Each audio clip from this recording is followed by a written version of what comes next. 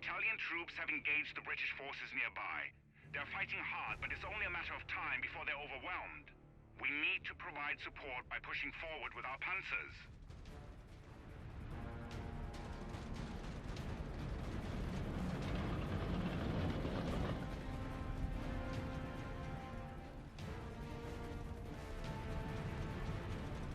Alright, welcome to Company of Heroes 3, everyone. So, it has been a while since I uploaded the video, but I'm coming back now.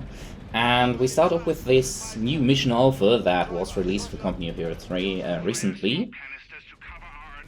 And yeah, generally I like what I see.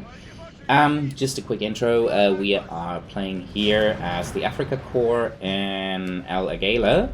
Oh, that's wrong, sorry, it's Ajdabiya. My mistake.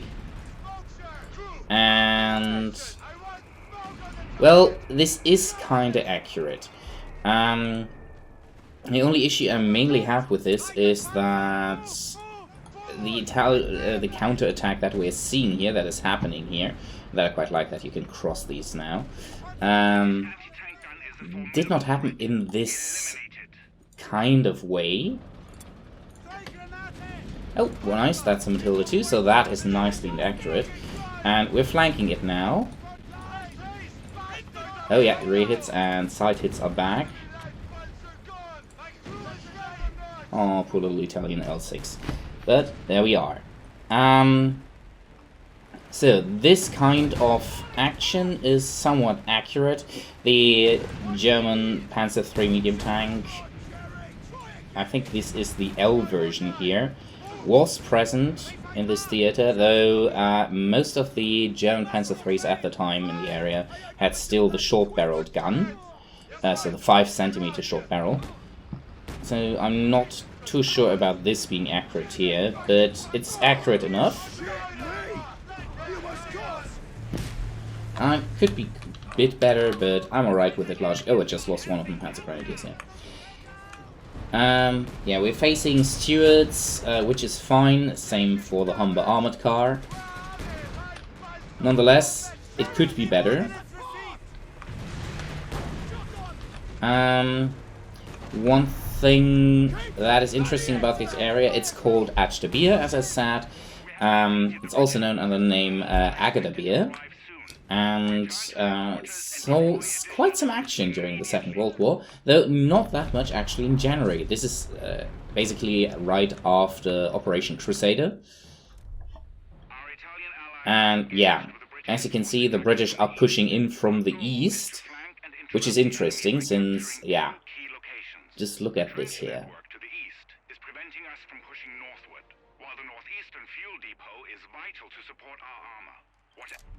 So, I have some minor issues with this whole mission. First things I will point out in a second. Alright, so I seriously love that you have support vehicles like this again. We already know the Repair Tiger, the Bergetiger, from Company of Heroes 1 probably. And, well, here we could repair a Stuck 3D, which is nice to see that one back. I always liked them in Company of Heroes 2. And a Flammpanzer 3. And that is basically my major grievance with this mission. The Panzer 3 with a flame projector, Flammpanzer 3, wasn't really a thing at this point. This is early 1942, January 1942, about 21st and 22nd January to be precise, which was when Ajdabiya was retaken by the Axis. Kind of accurate here is this, generally, that there are a lot of Italian infantry, since the city was actually... it's more like a town, was actually occupied by Italian naval infantry of the San Marco Regiment. And, well, yeah, I like that they're here.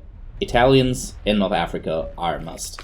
It's always much understated how effective they actually were, and they saw a lot of fighting, so I really like that they are represented. Give me a second, where did my engineers go? Hello? What do you require? On your feet. Oh, okay, that should be fixed and they should be displayed next to each other. Oh. Oh yeah, there it goes. Upgrade that with an MG and that too. But yeah, the Flammenpanzer III didn't go into service until early to mid 1943.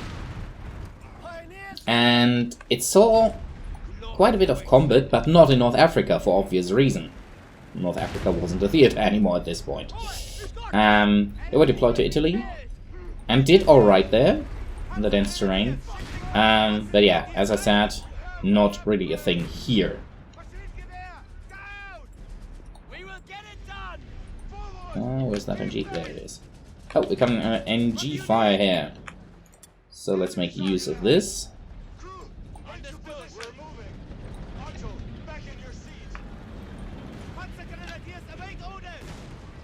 Ouch. Well, yeah. So much for that. What I would really have liked here would have been the Flamingo Flammenpanzer II, which would have been a very cool thing to see indeed, since you barely see that thing in any game, say for example Panzerkampfwagen 2. So yeah, that would have been a nice thing, but sadly we didn't get that. Flammenpanzer II will also make a nice addition for early game Germany, so maybe someone puts it in, please? I really like that.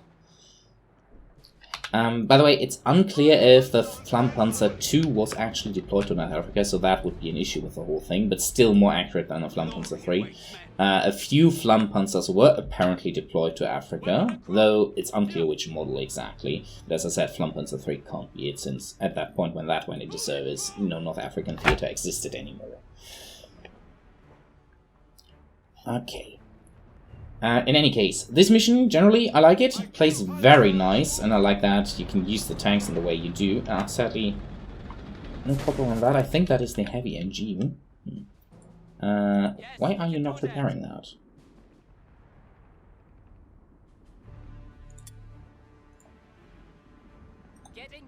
Okay. Apparently... Can I really only restore one? I know I can restore others later on. So that is kind of strange that I can't restore this one. Doesn't have worked last time. Ah well, let's continue on with this here then, and advance on that village with our infantry.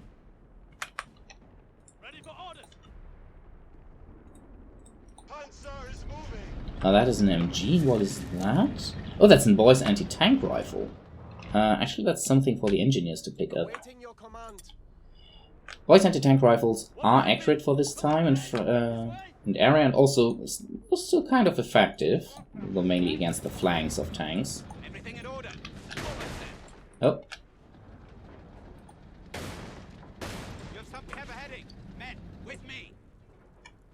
Oh, enemy contact.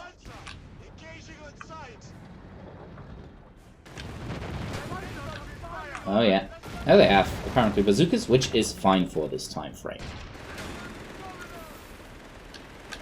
And the Stu is also, the infantry support gun is also chipping in now. You guys pick up that, please.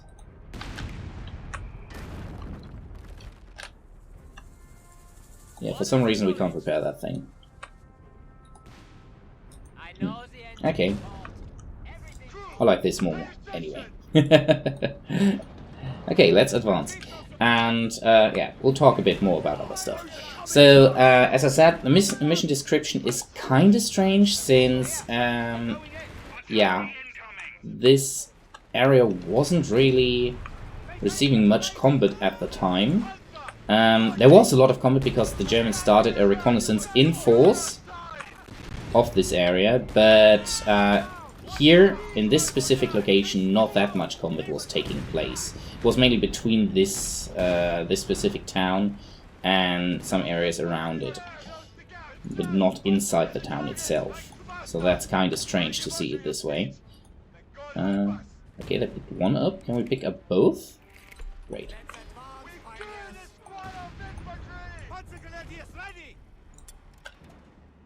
So, okay, let's thwart this attack, and then I'm gonna have some other points we do. So another small detail I noticed here at the start after replaying the mission is that tank riders into combat aren't really a thing for the Germans at this point. That's more of a Russian thing. It happened that German troops traveled on the tanks, but they basically always dismounted before combat, long before combat, because it was just far too dangerous to run into an enemy in combat. So when there was an ongoing skirmish close by, they would generally dismount because the risk was just too high for the troops. So this is a feature I really like, I have to say. Deployable Flag 88. Actually, let's check. Does it actually show me something about it? No, not yet, because it hasn't arrived yet. Coordinates received, Commandant. Okay, let's deploy it in the position where it is supposed to be deployed, which is here. This will hold you for a while. We're moving. Otto, back in your seat. Pioneers will see it is done. Tread carefully, men. There are mine markers nearby. With the right equipment, our Panzer pioneers can detect and defuse. Oh shit, there's an AT gun. Ah, that's not good. Eager to go. Hurry up. Keep those rounds ready. Well, now I have to pick that one up. Luckily, you can do that with these guys here. Where are the pioneers? There they are. We have our destination. Okay, that should help me with that. Anyway, I really like that it exists at all. It's a Flak 36, which is fine. Flak 37 would also make sense, and even a Flak 39, but that is actually completely fine. Alright, let's continue. Alright, so now we have a nice and well-defended positions with light MGs, What do you require? anti-tank rifles, and even a bazooka. I think that's a solid position. So we'll wait enemy counterattack now. I'm tempted to actually probe forward, because I can see anyone. Let's see. Well, here they come. Just went to scout a bit ahead, and bam, there they are. Ouch, poor Crusader. Woo! Okay. Pioneers got a hit out there. You have something for us? We have a heading. Men, with me. That was the counterattack, or is there anything else coming? Panzer Grenadiers, So we're gonna take advantage of the terrain here a bit, since we now have proper height management, basically. So we're gonna make use of that. Enemy, don't offer those rifles targets. Squad at the ready. 88 knocked that one out quickly. Veterans now. Okay, pioneers forward. Bring down that tank. Awaiting orders. You're a pioneer. Enemy down. And there we go. Those pioneers are doing a great job here. Okay, you, I think, can pack that up soon enough. We'll bring the support gunner forward, and we're gonna... I think I'm gonna try and salvage that thing. Actually, that one looks cooler, so we're gonna pick that one up. Okay, guys, let's bring this to an end. And then we talk about some more stuff. Yeah, as I said, Ajabia, or Agedabia, I'm gonna stick to Ajabia, was retaken on the 22nd by the Italian Naval Infantry, and there wasn't that much combat there directly, but in the surrounding areas, as I said before.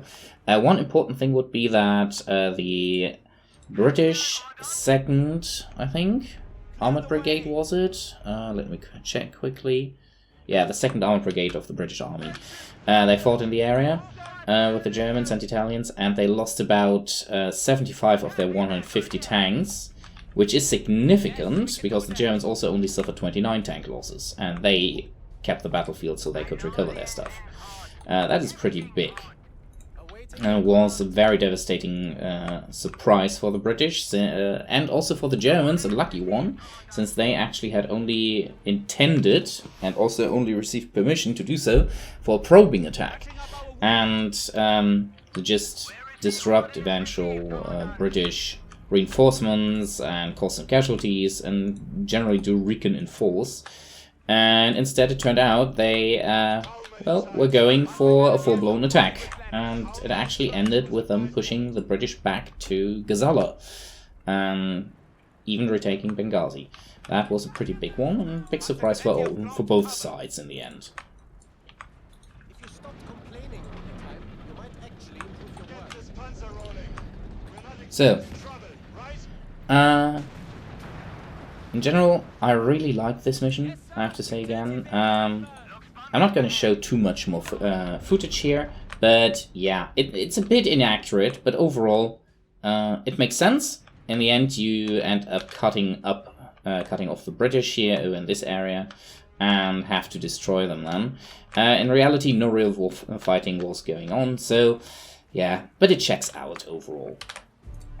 Oh, that's a steward. So, I hope you liked this quick overview over the inaccuracies of this mission. Yeah, hopefully I'm gonna see you soon back with some more videos on the channel. Hope you enjoyed this one, and see you soon.